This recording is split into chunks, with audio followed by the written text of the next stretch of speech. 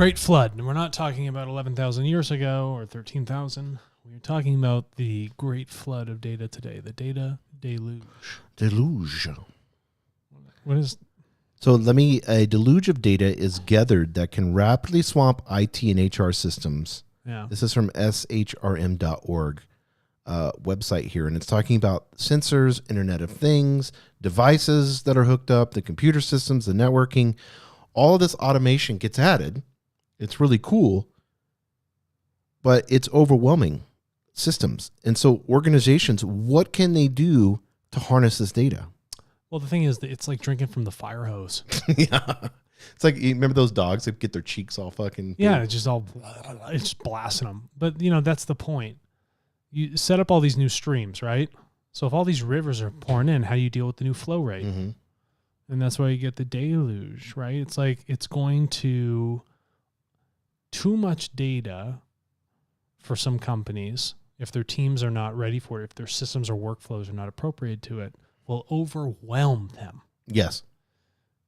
One thing they could do is go to Tartle and say, okay, rather than us just ingesting all the streams all at once and then figuring out, why don't we go to Tartle and buy these streams only when we need them, piecemeal, from the individuals who create them. I love this. Yes. And then let Tartle deal with the housing and all the flows of the water and all that's going on there. And we'll just pull from the stream, right, by buying into it when we need it, rather than let's just suck it all up at once. Oh my God, we can't handle it. It's actually, we're doing a disservice to our company by thinking that just ingesting all these feeds is beneficial for us.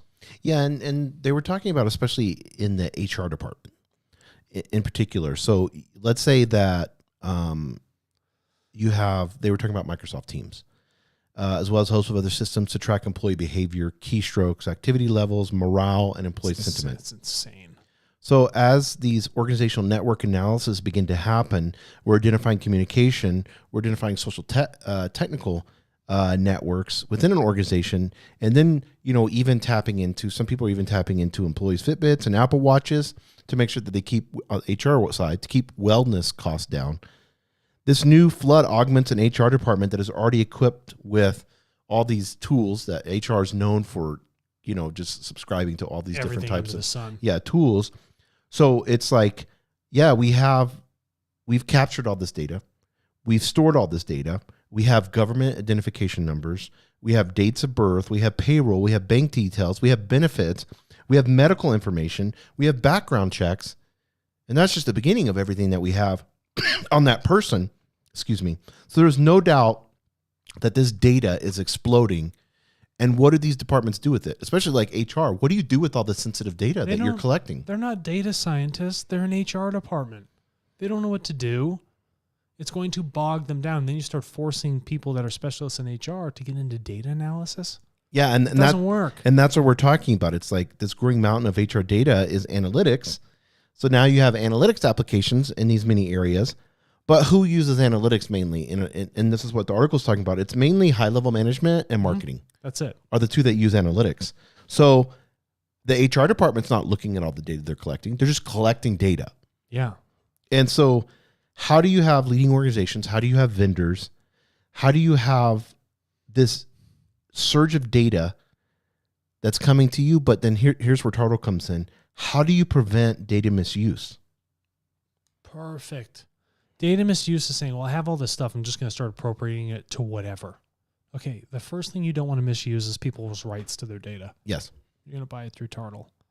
And then you're only going to get what you need just to start. Until you got a handle on how you're going to use these things.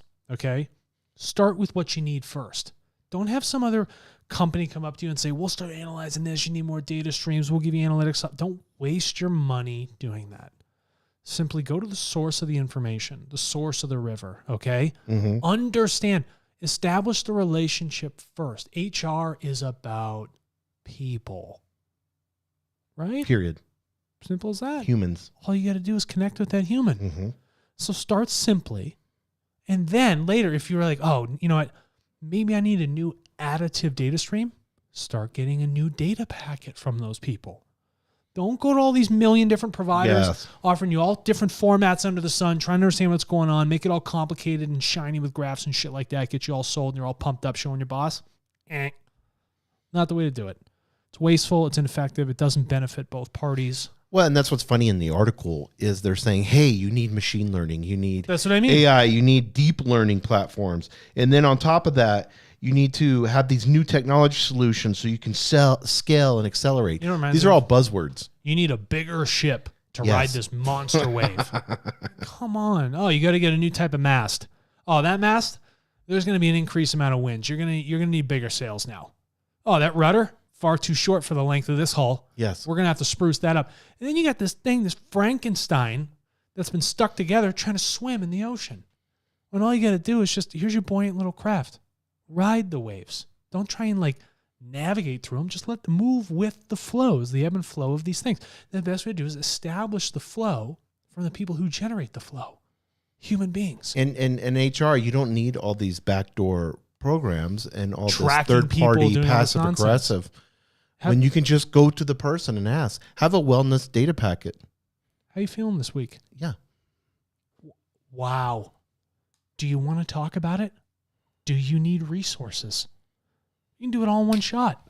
Well, remember we talked about direct primary care, and there's I feel like that's going to be a surge in healthcare, decentralized healthcare, to get away. So especially for wellness stuff, having one of these nurse practitioners, physician assistants with direct primary care that's contracted to the organization. Let's say it's a Microsoft. They could have 20 of these and have a little nursing facility or whatever there on staff. You could have, obviously schools have this, but they're centralized. But having these little decentralizations, and then having them look at the data, bring that person in and having that human to human contact, right? And then they could even have, because this is the beautiful part about Tartle, those people could even have inside the organization, even though they're being contracted out to Microsoft, they could have data packets also. Absolutely. That are speaking directly to those employees. Absolutely. There's no reason you can't do that. It's an effective, well-balanced system. Yes. And if there's a great flood, take a ride on the Tartle lifeboat.